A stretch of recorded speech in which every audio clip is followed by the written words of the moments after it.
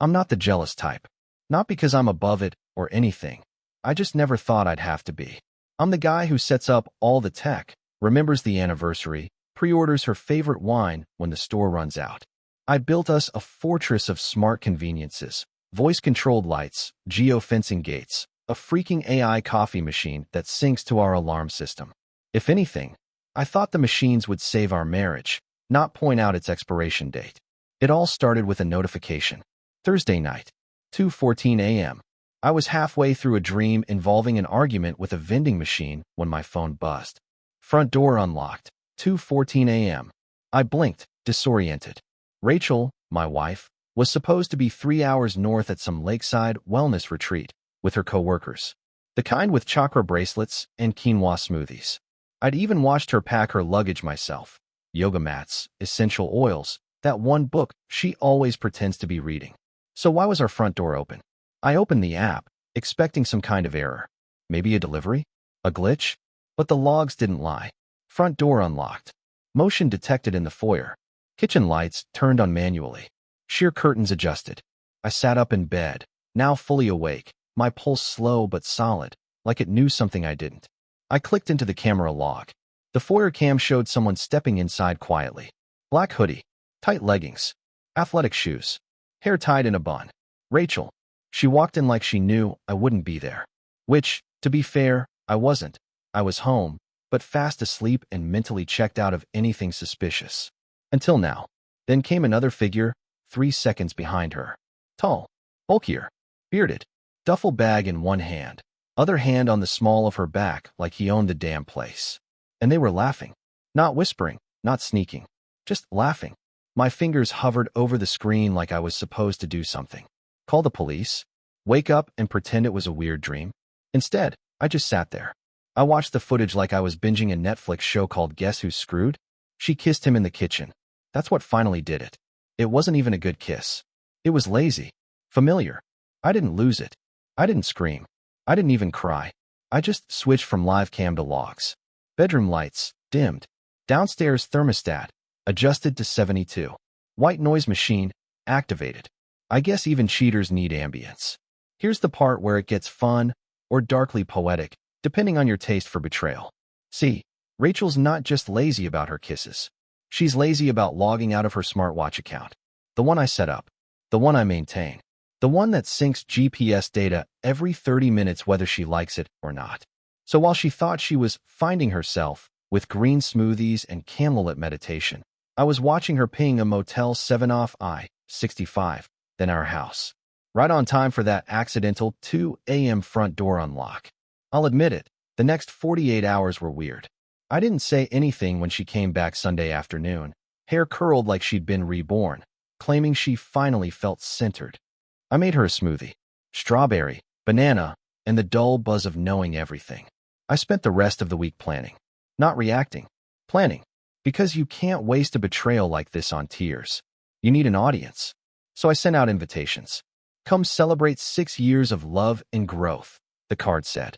Surprise anniversary party for Rachel and Jake, Saturday night, our place. Dress sharp, come early. Yes, I included Jake's name. Rachel proofed the invites and didn't even blink. She thought it was a joke. You're funny, she said, kissing my cheek. You mean Rob, right? I smiled. Oh, you'll see. She never did read the fine print. That Saturday, our living room was spotless. The champagne was chilled. Our friends and family showed up right on time, including her sister, who always dresses like she's attending a royal funeral, and her best friend Tasha, who never liked me but loves free booze. At 7:10 p.m., Rachel walked in, genuinely surprised, which was rich. She lit up like she'd just won a car. Oh my God, babe, she gasped, hugging me. You did this? I can't believe you did this. Happy anniversary, I said, and handed her the remote. The remote? She asked, confused. Press play. She pointed it at the TV, still laughing. The screen lit up. Black and white footage. Our foyer. The timestamp, 2:14 a.m., Thursday. Her face fell like a curtain drop. Someone in the back chuckled, thinking it was a prank video. Then they saw her walk in. Then him. Then the kiss. The room went quiet except for the soft clink of someone setting down their wine glass. I walked to the TV and tapped the screen. That's Jake, by the way. Rachel's new personal trainer. Real hands-on guy. Rachel didn't move, didn't speak, just stood there, blinking at her own betrayal on 65 inches of high-def clarity. I turned to the group. For those of you wondering, she was supposed to be at a wellness retreat.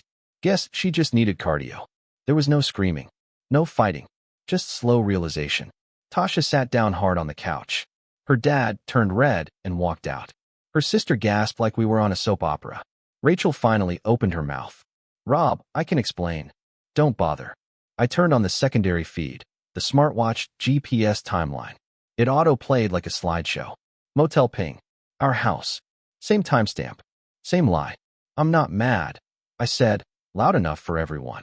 I'm efficient. Then I walked to the door, picked up my go bag. It had been packed for 2 days. One more thing, I said, pulling out my phone. House is yours. Sort of. I left it automated. Every time you come in, the walls will greet you. She blinked. What do you mean? I pressed a button. From every speaker in the house came Jake's voice. Low, syrupy, confident. You taste like strawberry smoothies. Her face turned white. I stepped out, let the door click shut behind me, and smiled to myself. God bless automation. If you've never seen a room implode in slow motion, I highly recommend it. Once. The party was textbook awkward after my little film screening. People milled around like they were waiting for someone to say it was a prank. Rachel just stood there, blinking, mouth half open like her brain had been kicked offline. Jake's voice looping through the speakers didn't help. You taste like strawberry smoothies. Classy stuff. I didn't stick around for the cleanup. My bag was already packed in the trunk of my car. I left Rachel standing in front of the TV and walked out with a cheery, enjoy the rest of the party. Nobody followed. Not even her sister. Now, here's where things get interesting. You'd think after something like that, Rachel would maybe, I don't know, apologize? Text. Beg. Nope. By the time I checked my phone the next morning, the only messages I had were from her mom. Rob, please call us. Rachel is very upset. Surely you two can talk about this. Sure. Let's chat about the fact that your daughter turned our house into a love nest. Hard pass. But I wasn't done. Oh no. Automation is a beautiful thing, and I'd only shown her Act 1. See, I also programmed the house to send me entry notifications.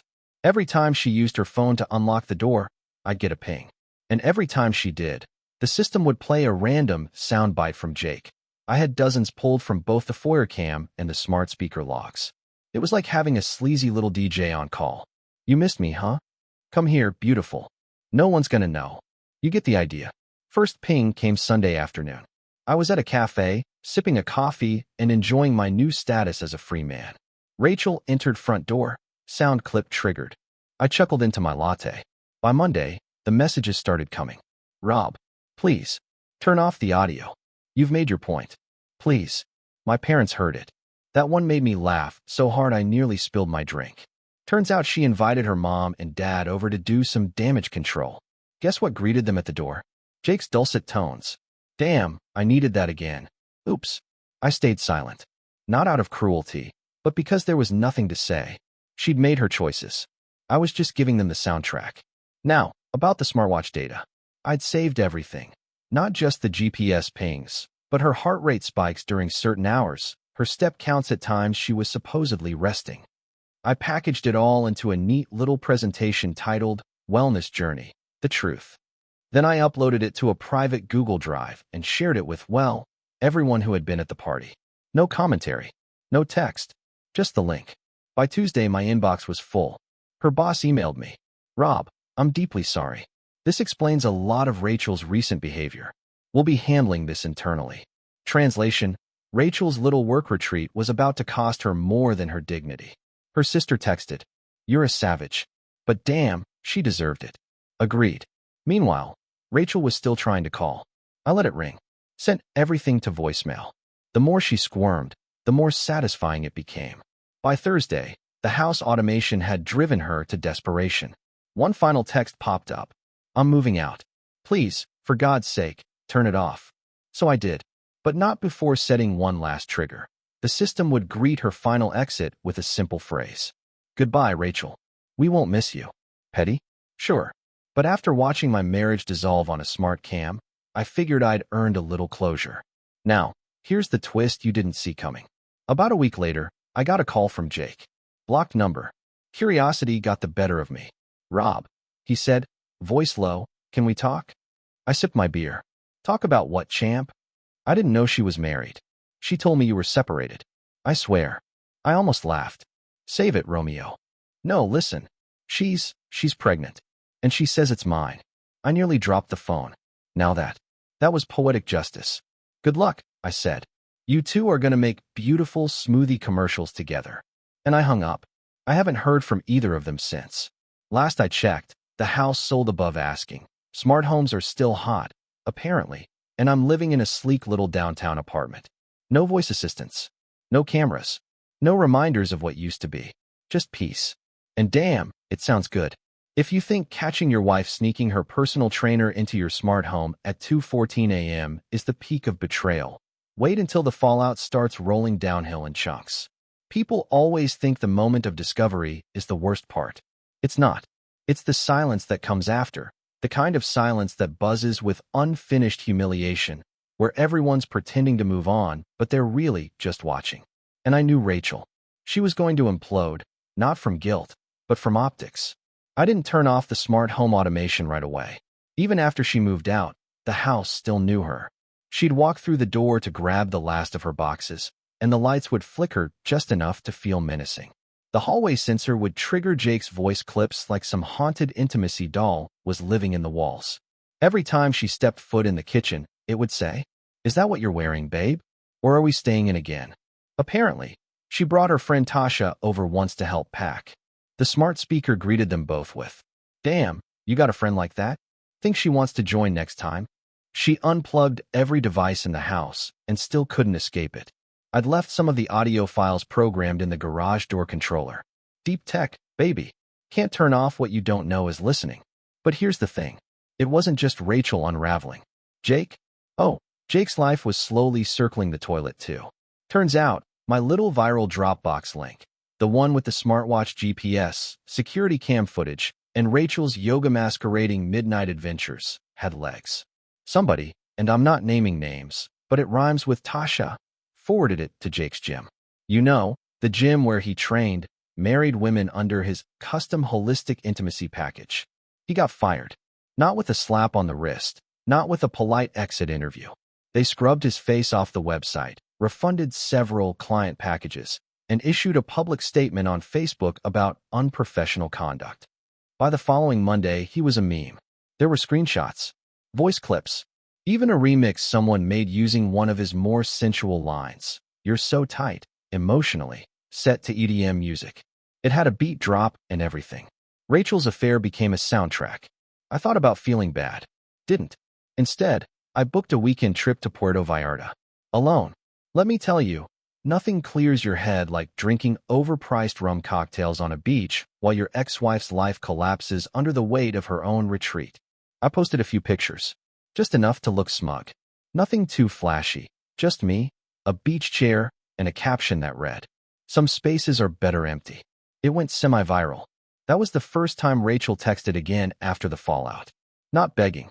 Not apologizing. Just, "Was that post about me?" I didn't answer. But I changed the caption to, "Some mistakes delete themselves." Now, here's the delicious twist nobody saw coming. Except maybe me. The smart home wasn't just a playground for revenge. It was also collecting data. I'd enabled passive device listening months ago for performance optimization. Translation, every voice command, background noise, and idle banter was stored in a cloud drive I controlled. There was one moment, one single line, that made the whole thing worth it. Pulled from the kitchen speaker's back-end archive. "Rachel, he'll never find out. He trusts me too much. Jake, even if he does, what's he gonna do? Cry into his apps?"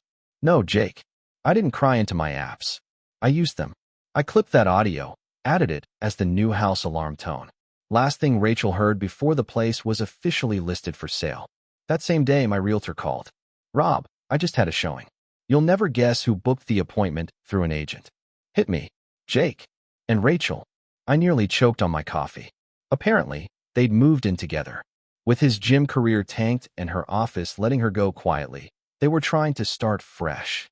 Of course, They figured buying a house with a price reduction might soften the blow. They had no idea it was my house. I let the showing happen. I even left a note, folded neatly on the kitchen counter. This house is built on trust. You two should find another foundation. Then I had the final act ready. When they opened the garage during the showing, the walls played one last audio file, bouncing off the concrete and empty tool racks. Congratulations. You're standing in the ruins of your own genius. Jake's agent reported back that the buyers left in a hurry. I sold the place the following week to a lovely couple who wanted to start a family. I reset the system, scrubbed the audio files, and left them a bottle of wine in the fridge. No ghosts, no games, just a clean slate. Me? I moved downtown. Got an apartment with no cameras, no smart locks, no assistants listening in. Just me, a coffee maker, and an excellent view. People say revenge doesn't fix anything. They're right. It fixes everything. You'd think a smart home triggering sleazy love quotes to humiliate your cheating wife and her trainer would be where the story ends. Nope, not even close. See, betrayal isn't a single knife. It's a series of them, and once you spot one blade, your eyes start catching the rest. After I sold the house, I figured I was done. Closed the door, packed the bags, new apartment, clean slate. Or so I thought. Then came the messages. It started innocently. An unknown number. A short text. Hey Rob, can we talk? I ignored it. Next day, another one. Please, just 5 minutes. Blocked the number. Then my email started pinging. Same sender, multiple burner accounts. Subject, I just need to explain. Subject, I miss you. Subject, please don't shut me out. Classic. Rachel was spiraling. Word had clearly gotten around. The viral Dropbox link had legs. I heard through a mutual friend that her boss forced her into an unpaid leave to deal with personal issues. Translation, PR damage control. Jake wasn't faring much better. The gym clip remix hit 100K views on TikTok. The comments were brutal. Bro out here, training more than muscles faced with tears of joy. Personal trainer of the year fire. RIP to whoever marries this dude. Couldn't have scripted it better. Meanwhile, I was quietly thriving. No smart tech in the new place. Analog locks. Manual lights. A cheap coffee machine that gurgled like an old man clearing his throat. Bliss. But curiosity is a dangerous thing. One night, after a couple of beers, I cracked. I logged into the old smart home cloud account, the one I hadn't shut down yet. Figured I'd see if any logs had popped up post-sale. And oh, they had. Turns out the new buyers hadn't fully reset the system before their first walkthrough. For about 3 days, the place was still pinging data to my admin account. That's when I saw it. Rachel, back in the house. Apparently, she'd convinced the buyer's agent to give her access for one last visit to grab personal items. And what did she do? She brought Jake. Footage showed them wandering the empty house like two rats in an abandoned ship. Kitchen, living room, bedroom. No audio this time. I'd scrubbed it, but their body language screamed desperation. Then I saw her grab a bottle of wine from the fridge. The one I'd left for the buyers. She popped it open. Toasted. Sipped. That's when it hit me. She wasn't over it. Not even close. She was trying to reclaim the scene of the crime. And failing. I saved the footage, just in case. But I didn't post it. Some victories don't need to be public. Then came the call. Block number again. Against my better judgment, I answered. Rachel's voice, thin and shaky. Rob? I'm sorry. I said nothing. She kept going. I can't stop thinking about what I did. About us. About how you exposed it. I deserved it. I know that. But I just need you to hear me. I let her talk. Sometimes silence is the sharpest knife. Jake's not. It's not what I thought it was, she stammered. He's a disaster. He's angry. He's lost his job. He blames me. My parents won't speak to me. My sisters blocked me. I'm alone. Still, I stayed silent. Finally, she asked, can we meet? Please. Just to talk. No tricks. That's when I spoke. Rachel, I said, voice calm. You broke into my home. Lied to everyone. Slept with your trainer in our bed. Then drank my wine in a house I no longer own. Why on earth would I ever meet you again? She started to cry. Rob, please. I'm pregnant. Now that was a curveball. I almost laughed. Almost. Is it Jake's? I asked. Silence. Rachel. More silence. Then, I don't know. Of course she didn't. I ended the call. And blocked her again. Now here's where the final twist comes in. A week later, I get an envelope in my apartment mailbox. No return address. Inside, a handwritten letter from Rachel. A sonogram photo. A USB drive. Against my better judgment, I plugged it in, on a junk laptop, isolated network. Paranoia pays. The drive contained one file. A video. Rachel, sitting in a dim room, tear-streaked, rambling. Rob, if you're watching this, I know you hate me. I know I deserve it. But I need you to know, the baby might be yours. There was a night, before the retreat. I lied. I was with you. Then I was with him. Disgusting. I don't expect anything from you, she continued. But if it is yours, I hope you'll consider being in their life. I'm so sorry. End of file. Nope. I forwarded the video to my lawyer. Asked for a paternity test request to be filed preemptively. Covered my bases. Then I poured a whiskey, sat on my balcony, and watched the city lights. See, revenge isn't always loud. Sometimes it's cold, quiet, systematic. I'd already won. She was the one trying to claw her way back into a life I'd already deleted. And no amount of wine, or tears, or sonogram photos would change that. Not anymore. It's amazing how quickly you can go from husband to ghost. One day, you're programming the smart lights to match her circadian rhythms because she read a blog about biohacking. Next thing you know, you're sitting on your balcony with a whiskey, watching your ex-wife unravel like a poorly coded update she never installed properly. I hadn't planned on getting a lawyer. Not originally. But then came the envelope, the sonogram, and that pathetic little USB stick with her crocodile tear confessional. That was the final push. I'd always assumed Rachel was manipulative. I just hadn't realized how deep her rabbit hole went until she weaponized a fetus. My lawyer, Joel, was one of those sharky, no-nonsense types. He didn't do small talk. He reviewed the video in silence, took a long breath, and said, "She's trying to plant a flag. You need a clean legal perimeter." Meaning if that kid is yours, we test, we set boundaries. If it's not, we slam the door permanently. I nodded. What if she refuses the test? Joel smiled. Then she can explain that to a judge while trying to collect support from a man with a court order saying he's not the father. God bless due process. In the meantime, I kept a low profile. I even changed my phone number. Rachel's access to me was now zero. No more late-night sobbing voicemails. No more blocked numbers. Just me, Joel, and a paper trail that grew fatter by the day. Then, a twist. Remember Tasha? The so-called best friend? The one who always looked at me like I was the unwanted side salad next to her steak? She emailed me. Subject line, "Sorry for the silence." I almost deleted it. But then I opened it. Curiosity, masochism, you pick. She wrote, "Rob, I know I'm probably the last person you want to hear from, but I need to say this. I didn't know everything. I knew Rachel was flirty, but I didn't know how bad it had gotten. She lied to me, too. I saw what happened at the party. I stayed after you left. You should know, she didn't cry. She got angry. She blamed you. Then she blamed Jake.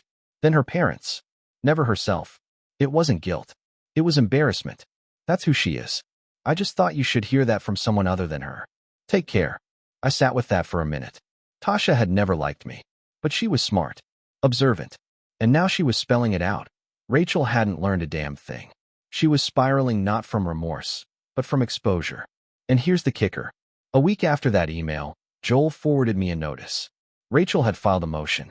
She wanted a voluntary mediation session, claimed she didn't want court drama, and just wanted to resolve things peacefully. Right. Joel laughed. She knows the test will backfire. She's trying to stall. Stall for what? To control the story. If she gets ahead of it, maybe she can frame you as cold, uncooperative. She's probably already working her social circle. He wasn't wrong. I checked her Instagram, the one she hadn't blocked me from because she probably forgot it still existed. The bio now read, "Healing, growth, and one day at a time, yellow heart." Barf. She'd posted a black and white photo of her holding the sonogram, staring out a window, wearing a sweatshirt that said, "Strong women raise strong kids." Jake wasn't in a single post. Guess he wasn't invited to the empowerment party. Still, I had to admit, she was playing the long game. She wanted sympathy. A second chapter. Maybe even a redemption arc. But this wasn't a movie. This was a courtroom, and she was about to walk face first into reality. Joel responded to her lawyer with 3 words. Paternity test first. A few days later, I got a message from the lab. Rachel had agreed to the test. Now here's where things got weird. They asked me to come in for my sample. Basic cheek swab. In and out. 10 minutes. The tech didn't even look up from her clipboard. But a week later, Joel called me. She's stalling again, he said. She missed her appointment. Twice. Why agree then no show? She's hoping you'll cave. Hoping you'll say, screw it. I'll be there for the kid regardless. Then she doesn't know me. No, Joel said. But she underestimated you. That's worse. Another week passed. Then another. Finally, Joel forwarded me the report. Rachel had taken the test. Probably realized she couldn't bluff anymore. And the results? Drumroll, please. Probability of paternity, 0.00%. I laughed so hard I scared my neighbor's dog through the wall. Jake. It was Jake's kid. The guy who was now unemployed, living in his sister's basement, and publicly memed as Coach Creep on TikTok. The man Rachel had destroyed our marriage for. The same man she now wouldn't post about. Karma doesn't knock. It walks in, drops your dirty laundry on the table, and reads it out loud to the neighbors. Joel took care of the rest. Legal disavowal. Public record. I was clean. No child support. No fatherhood. No entanglements. And Rachel? Last I heard, she'd moved back in with her parents. Her mom does her grocery shopping. Her dad won't make eye contact in town. Jake ghosted. Deleted all socials. And me? I sleep fine. No cameras watching. No GPS pings. Just a normal door lock and the quiet hum of a cheap fridge. Peace isn't fancy. It's earned. There's a moment after every storm where the world just breathes.